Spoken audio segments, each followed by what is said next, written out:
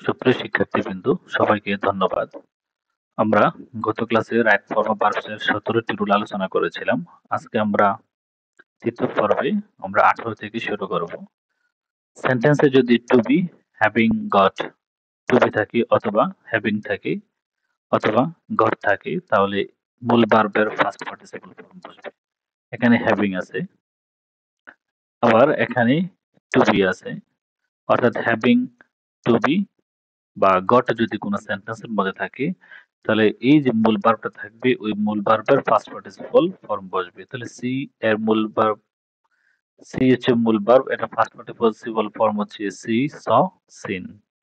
Hang, Hang, Hang. তাহলে এই যে হ্যাং যেহেতু টু বি বা টু বি আছে এবং টু বি পরে যে মূল ভার্ব থাকবে ওটার ফার্স্ট পার্টিসিপল ফর্ম বসবে। এখানে টু বি আছে, টু বির পরে যে ভার্ব আছে এই verb first participle do, did, done, এই ফার্স্ট পার্টিসিপল ফর্ম বসছে। রুল 19, রুল 19 বলা আছে ব্র্যাকেটে যদি বিই থাকে, বি থাকলে পার্সন, নাম্বার এবং টেন্স এই তিনটে অনুযায়ী পার্সন খেয়াল করতে হবে, নাম্বারও খেয়াল করতে হবে এবং টেন্সও খেয়াল করতে হবে। তাহলে যদি ব্র্যাকেটের মধ্যে বিই থাকে, যেমন এখানে আল্লাহ বিই আছে, ইট বিই, বি বি বি, অর্থাৎ ব্র্যাকেটে যদি কখনো পার্সন বি থাকে তাহলে পার্সন, নাম্বার এবং টেন্স অনুযায়ী এম, ইজ, আর, ওয়াজ, আর, বিন বসবে। পার্সন অনুযায়ী চেঞ্জ হবে। এখানে নাম্বার, পার্সন এবং টেন্স এগুলো ভেরি করে। তাহলে আল্লাহ ইজ এভরিহোয়ার, আল্লাহ এক, অবশ্যই আর কখনো আর বা ওয়ার কখনো বসবে না, যেহেতু আল্লাহ এক তাহলে ইজ বসবে। যেহেতু এগো অতীতকালের এর জন্য ওয়াজ বসছে। One of my friends is a good student, আমার আমার বন্ধুদের মধ্যে একজন ছিল ভালো স্টুডেন্ট। ইজ অথবা ওয়াজ, আর এটি তোমাদের জন্য দেয়া আছে। রুল 20,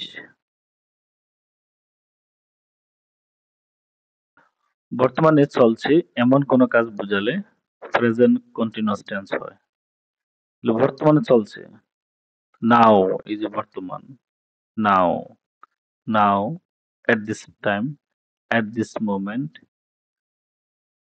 এই যদি ওয়ার্ড গুলো থাকে at this time, at this moment, now, এই যদি কোনো এই যে এখানে আছে now, at present, at this time, at this moment, এগুলো যদি কোনো বাক্যের মধ্যে থাকে তাহলে এটা হবে প্রেজেন্ট কন্টিনিউয়াস টেন্স অনুযায়ী। প্রেজেন্ট কন্টিনিউয়াস টেন্স অর্থাৎ কোনো বাক্যে যদি now, at present, at this time, at this moment এই ওয়ার্ড গুলো যদি থাকে, এই অংশগুলো যদি থাকে তাহলে এটা হবে প্রেজেন্ট কন্টিনিউয়াস টেন্স।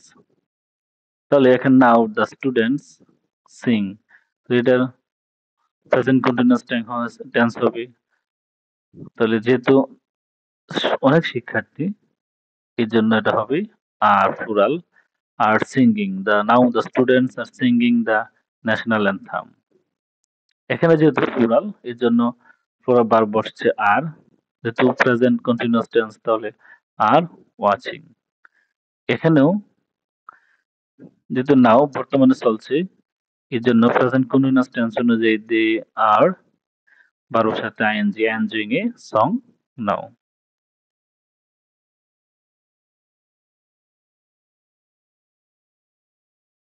তারপর রুল 21, ইফ যুক্ত ক্লজটি প্রেজেন্ট ইনডিফিনিট টেন্স হলে, is if you walk slowly, is if যুক্ত ক্লজ, এটা যদি প্রেজেন্ট ইনডিফিনিট টেন্স হয় তাহলে অপর ক্লজটা হবে ফিউচার ইনডিফিনিট, অর্থাৎ ইফ যুক্ত ক্লজটা যদি প্রেজেন্ট ইনডিফিনিট হয় পরেরটা হবে future indefinite. If he works hard, যদি সে কঠোর পরিশ্রম করে, অর্থাৎ এই ইফ যুক্ত ক্লজটি হচ্ছে present indefinite. If you run in that rain, এটাও প্রেজেন্ট ইনডিফিনিট, অর্থাৎ যদি ইফ যুক্ত ক্লজটা অর্থাৎ ইফ যে অংশে আছে ওই অংশটা যদি প্রেজেন্ট ইনডিফিনিট হয় আর পরবর্তী যে অংশটা আছে ওইটা হবে ফিউচার ইনডিফিনিট অনুযায়ী। তাহলে ইউ উইল, এই যে শ্যাল বা উইল ভার্ব প্রেজেন্ট ফর্ম, ভার্বের 1 নম্বর ফর্ম তাহলে will. He will shine, you will catch, অর্থাৎ ইফ যুক্ত ক্লজ যদি প্রেজেন্ট ইনডিফিনিট টেন্স হয় অপর ক্লজটি হবে ফিউচার ইনডিফিনিট। প্রথম অংশ ইফ যুক্ত অংশটি যদি প্রেজেন্ট ইনডিফিনিট হয়, পরের অংশটা হবে ফিউচার ইনডিফিনিট।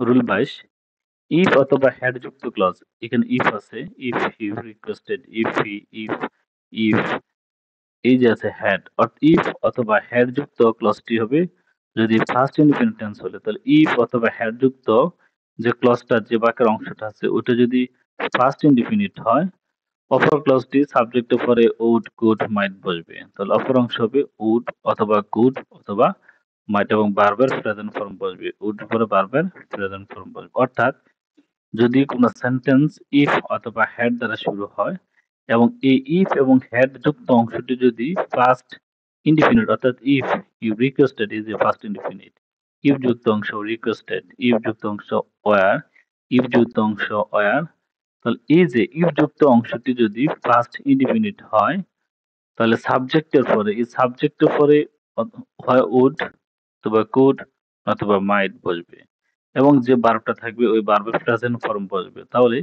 ইফ আছে, ইফ হি রিকোয়েস্টেড মি, যদি সে আমাকে অনুরোধ করে, আই উড গো দেয়ার, আমি সেখানে যাব। তাহলে এই যে ইফ যুক্ত অংশটি যদি ফার্স্ট ইনডিফিনিট হয়, এর পরবর্তী অংশের সাবজেক্টের পরে উড বসবে এবং উড, কুড অথবা মাইট বসবে এবং ভার্বের যেভাবে আছে প্রেজেন্ট ফর্মে বসবে।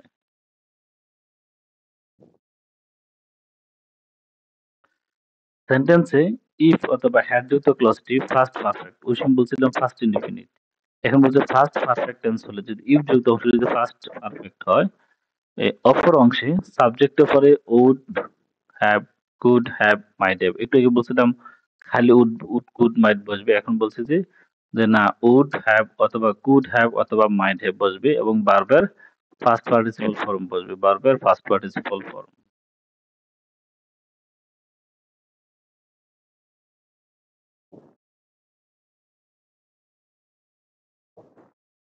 তারপর হচ্ছে rule 24,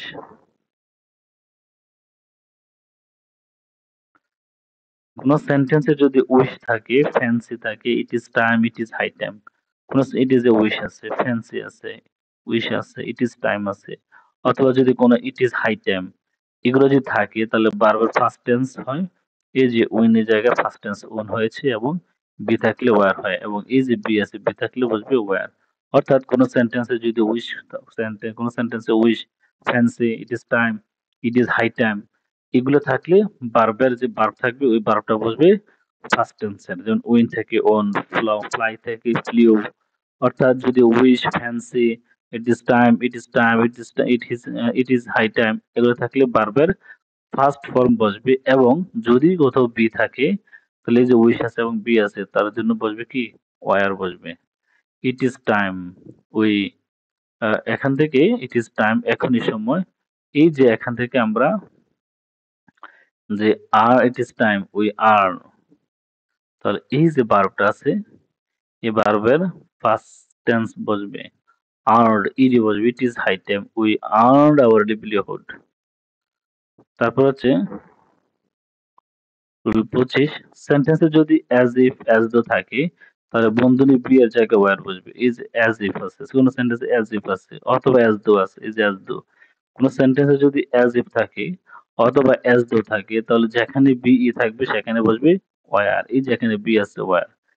the man speaks as if থাকার কারণে ই বসবে কি, ওয়্যার বসবে। তাহলে the man speaks as if he, যদি সে ওয়ার এ ল্যান্ডলর্ড, যদি সে জমিদার হয়। অর্থাৎ কোন সেন্টেন্সে যদি অ্যাজ ইফ অথবা অ্যাজ দো থাকে, ব্র্যাকেটের ভিতরে যে বি থাকে এটার পরিবর্তে বসবে ওয়্যার।